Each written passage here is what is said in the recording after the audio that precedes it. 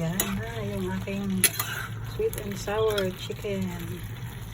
Ayan, hindi ko na naipakita yung previous na ginawa ko. So, ito na lang siya. Ito na lang. Hindi ko na naipakita yung process. Kasi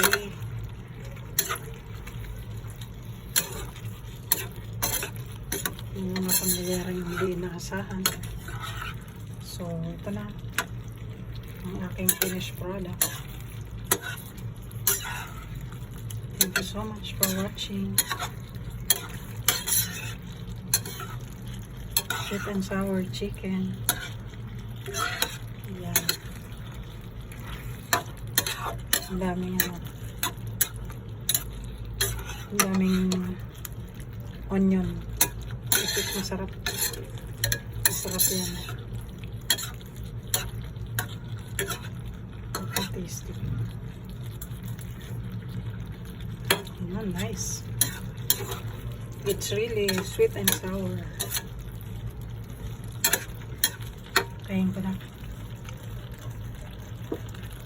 Yun. Thank you so much for watching. Salamat po. Yan. Masarap dito yung medyo malutong yung onion at saka yung pepper. Yung bell pepper. Yun ang masarap. Yan, may bisita kasi ako bukas. So, maaga silang dadating. So, kaya ako nagluto. Yan. Para may makain. Early in the morning. Ang dating kasi nila galing pa sa Bicol. So, ayan. This is my recipe.